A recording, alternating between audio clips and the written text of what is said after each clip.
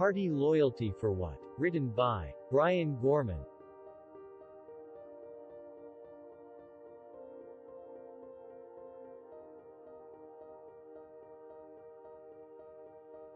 May God write us down as asses if ever again we are found putting our trust in either the Republican or the Democratic parties. W. E. B. Du Bois 1922.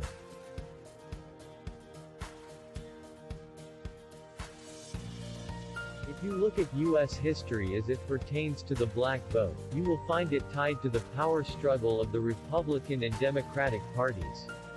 The black vote has been used as a tool to shift the balance of power between the two parties. Both parties historically making promises to the black community for favor, but never fully delivering. The Democratic Party was founded in late 1820s by supporters of Andrew Jackson, and became the political party of many mega-rich plantation owners with large slave populations. They supported limited government and state sovereignty.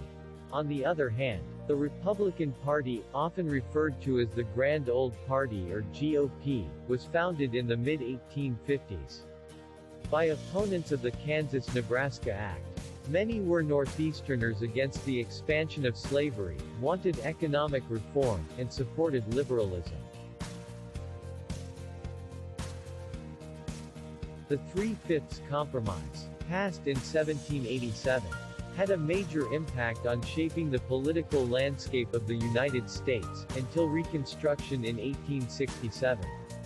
It allowed for increased taxation and House of Representatives representation in pro-slavery states, giving a disproportionate influence on the presidency, the Supreme Court, and other positions of power.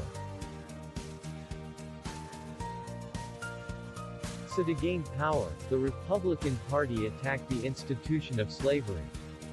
To give themselves more power, eliminating the economic engine of slavery tips the balance of power in their favor, which was the primary motivation in the Emancipation Proclamation. There was no real plan for black people after emancipation. Lincoln hoped to create a relocation program to Africa and South America. That died when he was assassinated. Many black people sought inclusion with their newly found freedom, and sought political offices. More than 1,500 black political offices total.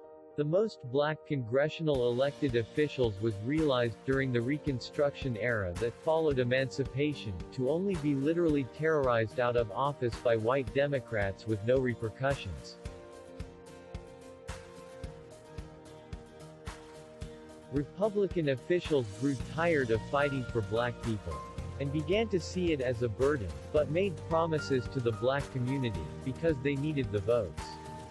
The black community was rewarded with political appointments that diminished in number by the early 1900s. Then in 1906, Teddy Roosevelt caused a rift between the black community and the Republican Party, with his handling of the 25th Infantry Regiment of the Buffalo Soldiers at Fort Brown near Brownsville, Texas, when he dishonorably discharged 167 black troops, without pension or trial, for a racially charged incident. As a result of the broken promises of the Republican Party to the black community, in 1913 many black leaders supported Democrat Woodrow Wilson for president.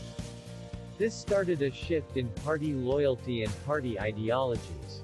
This shift was furthered with the social liberal policies of Franklin Roosevelt and the New Deal, causing the conservatives within the party to move towards the Republican Party.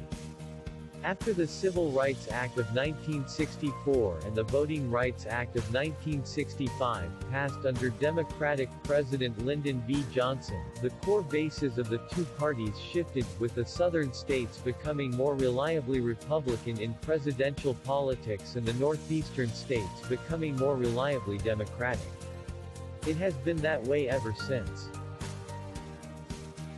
The 2020 election felt historically familiar, as Democratic officials grew tired of fighting for black people, and begin to act as if it's a burden.